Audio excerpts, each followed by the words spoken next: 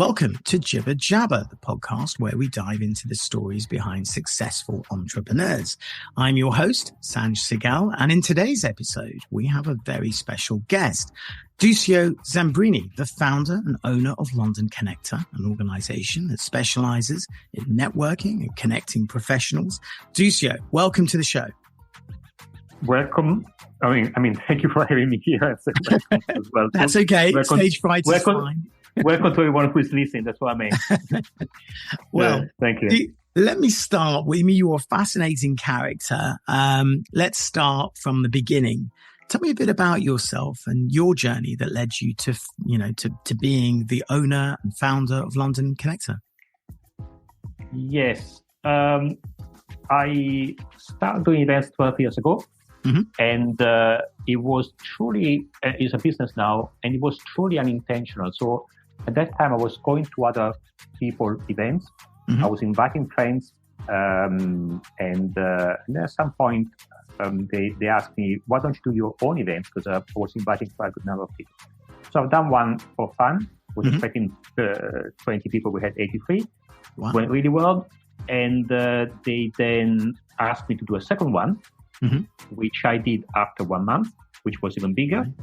And at that time, I was working in the city, and it was very good fun. I enjoyed what I was doing with these events. I said, you know what, I may give it a go. I may start a business out of it. Wow. And that was in 2011. And in summer 2011, I had 200-300 people coming to my events. What I did not realize at that time, though, was that I found some niche. I was marketing events in a very effective way without actually realizing they were so effective. Long story short, in November, I left my job in the city. I started my business full-time as an event organizer. And then actually, at that time, those niche I had found were no longer niche. And we had about 50 people coming to the event. So I had to push again. But anyway, that's been the journey. We had to stop during COVID, obviously, and here I am today. That's quite a jump from a full-time job to taking the gamble and being self-employed. Were you worried at all? I mean, were you sort of thinking, "Oh my God, what have I done?" Yes. So this is what many people, very often people ask me, and they can say, "Well, you've been, very brave." The truth of the matter is not, because I was very well. I'm not saying very well off. I mean, it's an exaggeration, but I was financially independent. Okay, so I made some money. I had one property already, and I figured it out that the worst that could happen to me is that I would not work for the rest of my life and live out of my savings. That's the very worst that could happen to me. Right. That's a nice position to be in. Yeah, exactly. But it's still a gamble, right? It was still a gamble. It was a gamble, yes, and it was a gamble because there was no guarantee it would succeed. However, here's what I did not maybe consciously realize at that time, but definitely I'm more conscious about these days. The desire to do that, the wish to do it, the will to do it was so strong that it was impossible not to resist it, if that makes sense. So at that point, it was a gamble. It can be seen as a gamble, but it was just following my desire and doing what really I wanted to do. A calculated gamble. And it was also, absolutely, and there was a lot of calculation because, as I said, the worst that could happen, I would not be working for the rest of my life, but still be able to have the quality of life that I was looking for. So tell me about, this is obviously, it was a dream, I'm sure, like many of the small business owners that you meet every day who tell you, listen, I've got a dream, but I don't know how to turn it into reality. What kind of advice would you give to them, having been through the process yourself? Yes. So again, you put me on the spot because my advice would be, follow your dreams when you are financially independent, which is not what most people are these days. And that's right. My advice is to, you said that before, and probably this is what I would say, to take a calculated risk in what you're doing. Definitely a certain element of financial autonomy is important. And I saw it quite often. People start something, there's some traction, and then they run out of money and they need to go back to work because the bills need to be paid. Right. I was actually profitable from day one, so that was even easier in that way. The business has always been profitable. But and on the other side, if it's something you really, really want to do and you are so passionate, do it. The other thing I would say is surround yourself with entrepreneurs. Right. Even before that, make sure you have, I call them anchors, so people that you can rely on, friends, family, ideally, or people you can rely on that they are your best supporter, and they can listen to you, give you an objective and impartial advice also on what you're doing. Right. And then definitely surround yourself with fellow entrepreneurs. I did not realize how important that was for the first 12 months ish of my business. Tell me about. That's a very interesting point there. I mean, did you meet any opposition? I mean, did people say, "Duccio, what are you doing? Don't be silly. Don't do this. Don't do that." Did you meet negative people? I mean, you said surround yourself in entrepreneurs, but along your journey, did you meet negative people? Not because nobody who over the last 12 years has been close to me was at any point concerned about what I was doing. My parents were a bit surprised I was taking the decision, but then again they saw me already making few U-turns in my previous life already. Right. And they say, okay, you're gonna, as one of my first teachers always said, Duccio, you may fall and you will fall more than once, but for some reason you always seem to be fall on your legs. And that's a nice thing to say. Yeah. That's yes. Nice thing to say. Yes. So, and I think I was so convinced about what I was doing, so passionate, I'm still at, that it's difficult to be negative around me on this particular spot, because it would be really going against the flow. Yeah. Okay. Well, look, let me take you back further. Your journey. You were born in Italy and you moved to London. When did you actually move? Was it pre-COVID, post-COVID when you moved? 93. Right. Yeah. Amazing. Yeah. Right. Yeah. And was it a big cultural shock in terms of culture, people? It was. That was actually following one of my dreams. Right. It wasn't a shock. It was very different.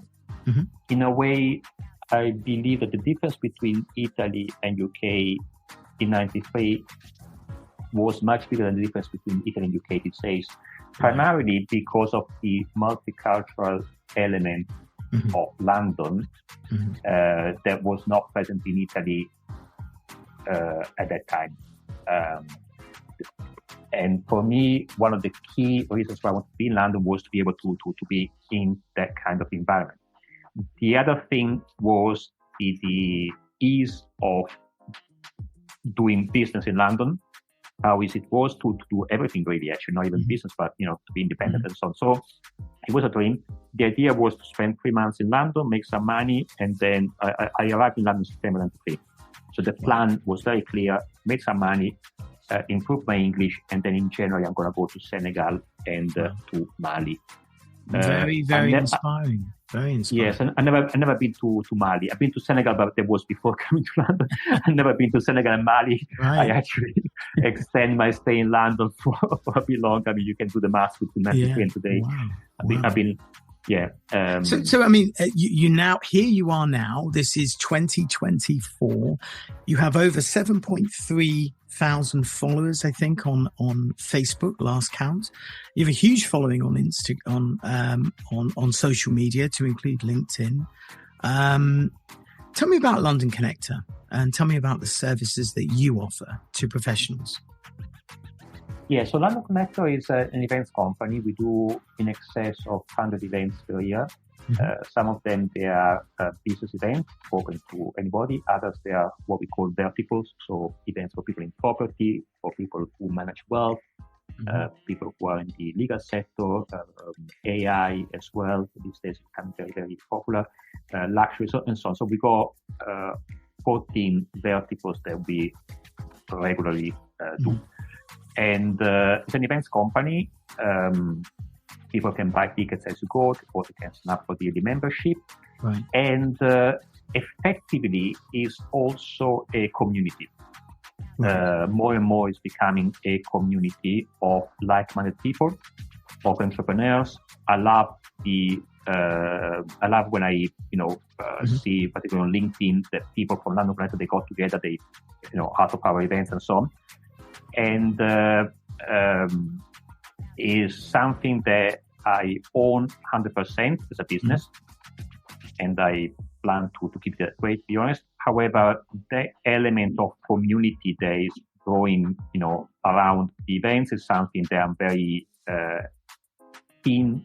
I'm very happy to see, very keen to foster. So going forward, there will be more of these. There will be more opportunity for people to actually get together out of the events. But that's for London Connector. And then alongside with London Connector, there are now other businesses that they are spinning off in a way. So I'm involved with matchmaking for singles. Right. And so the events actually are more like, let's call it even a funnel for that kind of business. And also working as an ambassador for a fashion brand in Italy. So we do events for them, but again, it's more under their own brand and so on. But London Connector, as I say, to answer your question, and you've been attending many of those events and so on. Yes. And that's why I wanted to get you on the show. I mean, I'm a member of London Connector, and so I've seen it from the inside, and it's a fascinating model. I enjoy the events. Tell me about expansion. I mean, London Connector is London-based, obviously, and you do enough events really per year. Any plans to expand through the UK? It's a big place. No, there are no plans to expand in UK. And London Connector as such will grow naturally, if it grows naturally. With events, I think it's very important, at least for me, that growth comes naturally, organically. At the core of what I'm doing, we try and keep a very personal touch element. You met Elena, who's hosting with us, and so we try and make sure that whoever comes to the event is really coming to an experience that is as close as possible to dinner, party, and so on. So, and we can't really keep that personal touch if we go from 50 to 500 in one go. Would you say that that's what sets you apart from the sort of other networking organizations? I mean, there are a lot. Post-COVID, networking organizations were springing up everywhere in London. Are those factors that you just said, the experience of London Connector, is that what sets you apart, or is there anything else you would like to add to that? I can't really comment on that one because I don't have direct experience of other networks. I believe that in fairness, those who are doing well, they do have that kind of personal touch. It's not copyright, it's not trademark, it's not a magic formula. And we are in a business that, in a way, can be replicated quite easily. So in other words, it's not what you do, it's the way you do it. It's the way I do it, for sure. And I guess that ultimately, I'll be very honest here. I don't think that London Connector is, as they say sometimes, disrupting the market. The market is, unique. I'm convinced, without knowing, that there are similar organizations doing well as well as we do.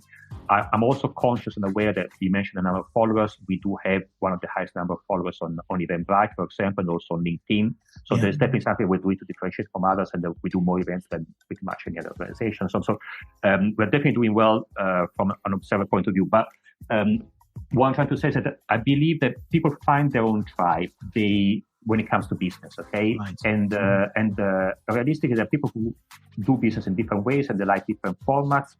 Those who come to our events, they resonate with the idea that every connection is human to human, okay? Mm-hmm. So before being B2B, B2C, or B2D, or B2F, whatever, it's human to human. There is that kind of genuine desire and belief that I really enjoy meeting other people. And if I sell something, it's great. When people ask me what is the secret of networking, I say, well, I can tell you how I do it myself. Right. I always go there with an intention. There's something I want to sell, okay? There's something I want to get for the network. And I go there and I know exactly what I want. I'm very clear. And I'm very open to whatever comes up. Right. So if I, for example, when I go to my own events, I want to sell the membership most of the time. Yeah.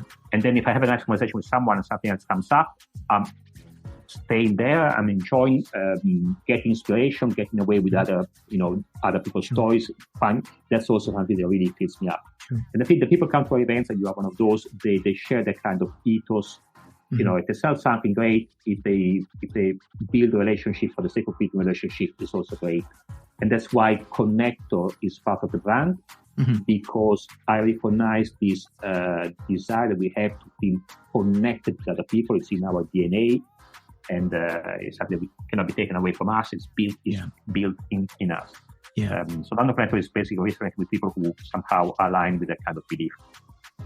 Excellent. Well, look, I'm not going to ask you about prices, but what I am going to ask you is how people can join. Is there something you have to pay for an annual membership? Can you pay as you go? Can you attend as many events as you like? How does it work?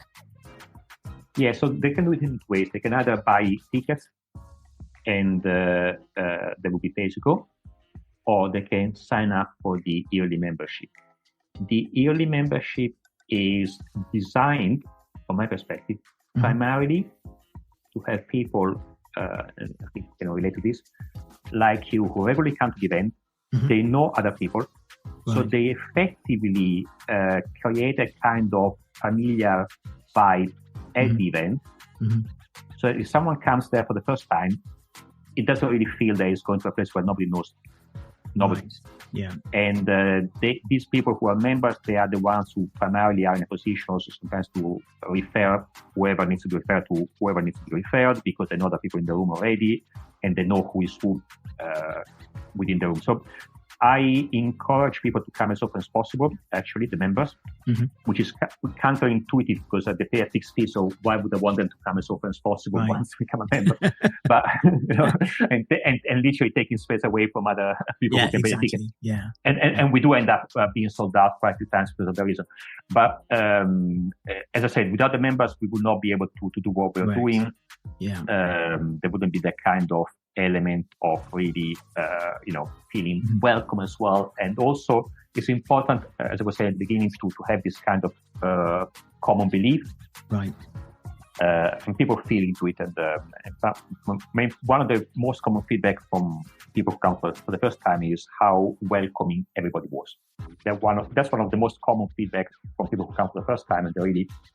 I have to agree with that. Yeah, I have to agree with that. It's a very nice environment. Very, very nice environment. Duccio, we're nearly out of time. Thank you so much for joining us today and sharing your journey with us. It was a pleasure having you on Jibba Jabba. Thank you. Thank you for having me. My pleasure as well. It's been really I'm grateful. It's been really pleasant. Thank you.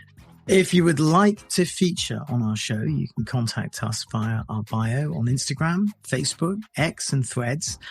Your podcast will be featured on our radio show Jibba Jabba, Spotify, and Apple, as well as in a digital magazine publication. Please remember to like, share, and subscribe to our show. And until next time, bye for now.